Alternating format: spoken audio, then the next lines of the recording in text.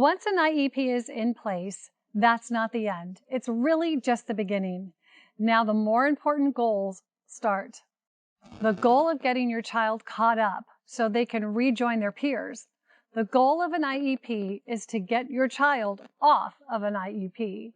That's going to require constant follow-up and diligence. Hi, I'm Liz Weaver of Learning Success. We put this video series together to help parents get through the IEP process in the best way possible for their children. It's a difficult process and there are hurdles, so we're here to help you win this for your child. In this video, we cover follow-up.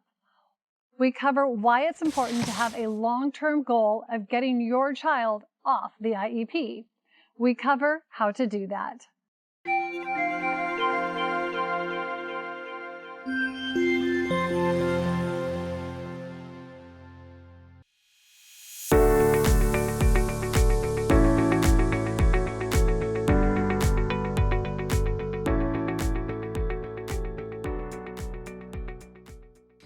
It is not a fix or a cure-all. It is a very long process, both to get the IEP and to work towards working themselves off of the IEP.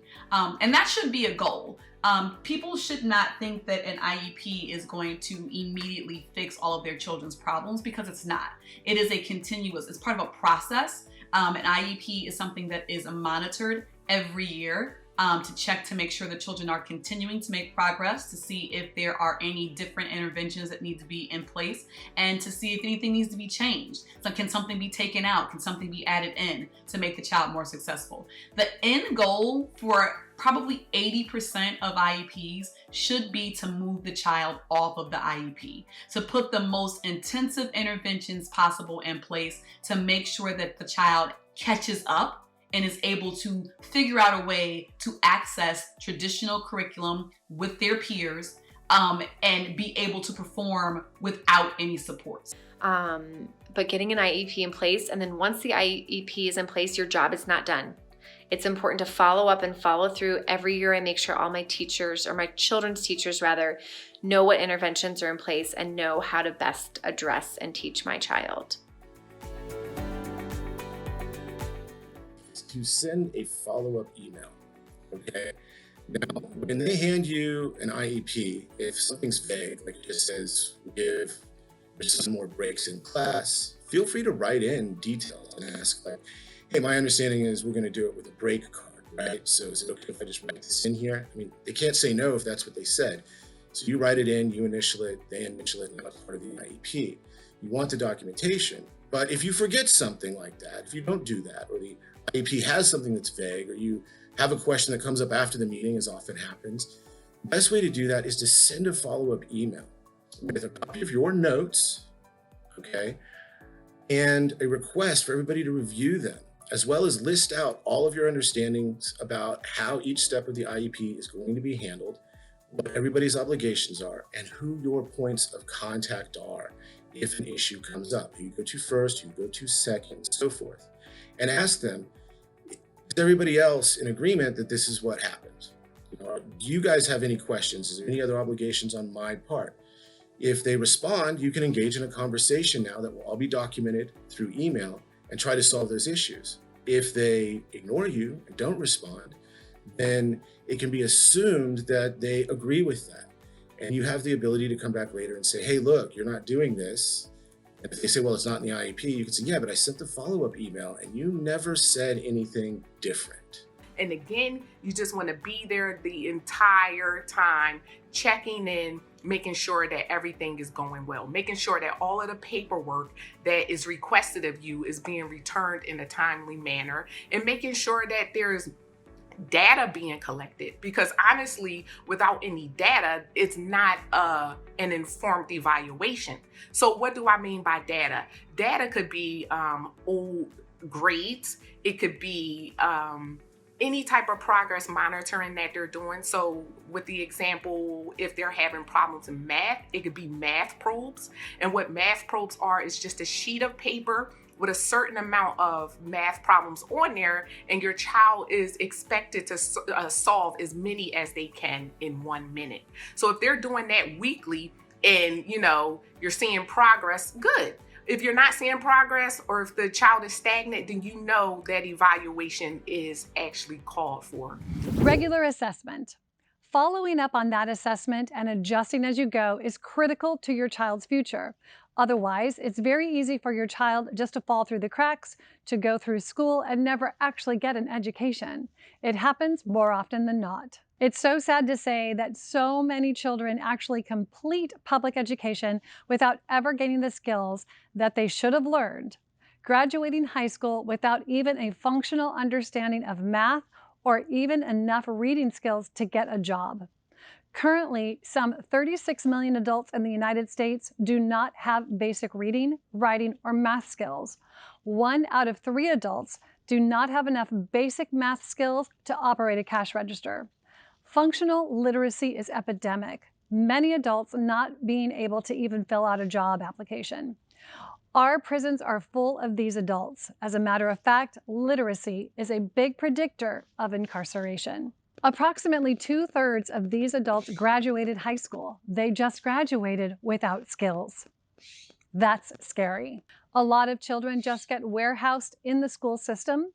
They are provided modifications and simply not challenged until one day they graduate without a basic education. Don't let that happen to your child.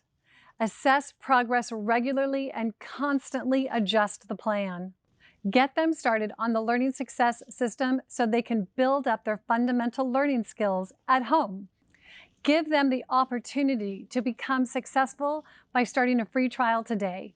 Click the link above or in the description. Don't let your child fall through the cracks like so many children do.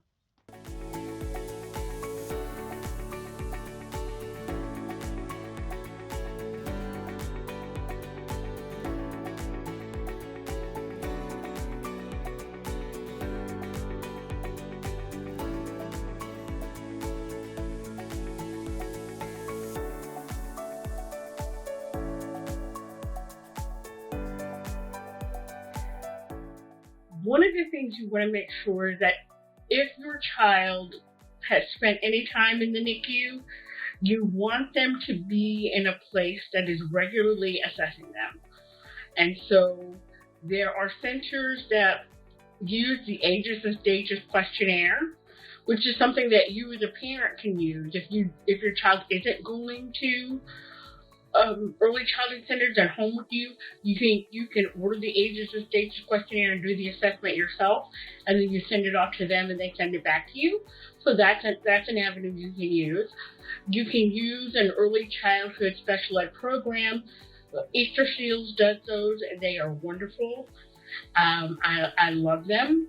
Then also you can just use a high quality center that is regularly using that Ages and Stages questionnaire.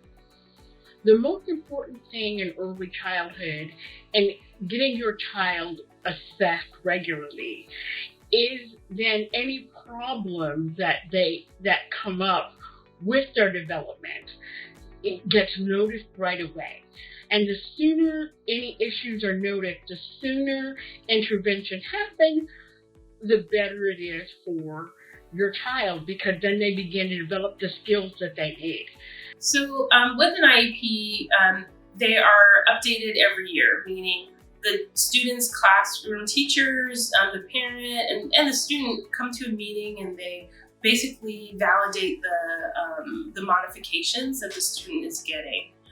So for a parent to be prepared for those meetings, I think, speaking now as a teacher, we probably, even though it's a legal document, didn't always execute the plan as well, probably because we didn't always read them, especially not too far in advance of the meeting. But so what a parent can do to make sure you're checking off these things, and to make sure, if your student doesn't need the IEP anymore, you have good information, is I would say well in advance of the meeting, if not directly with the teachers, maybe through whichever administrators working with you on the IEP, is to check in to see if the teachers are doing the modifications. So for example, if it says the student should sit in the front of the room, maybe a month before your IEP meeting, check in with the teachers to see if the student is sitting in the front.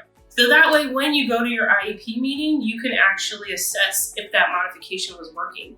And if it needs to be something else, or if you don't need to do it at all.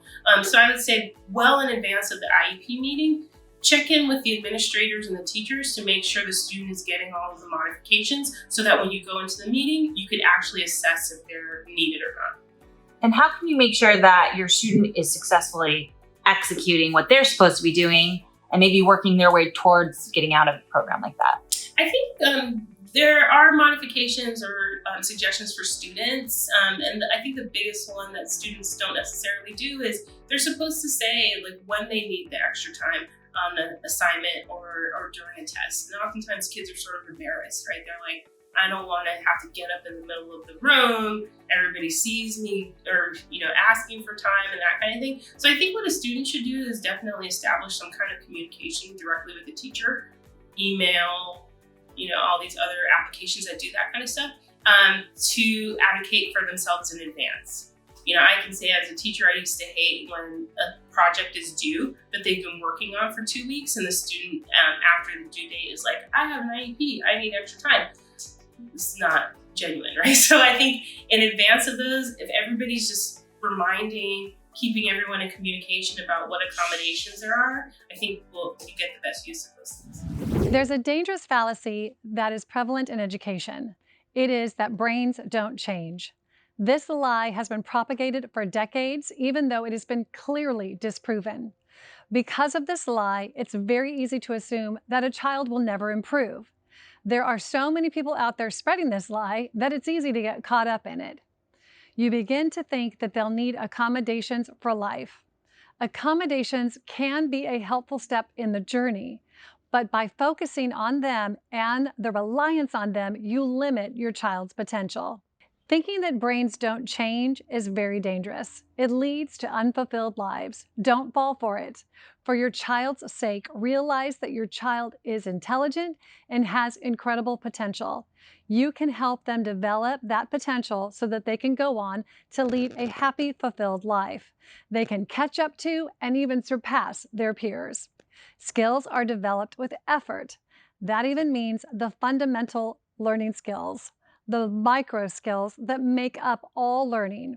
You can help your child develop them. Brains grow through neuroplasticity and neurogenesis.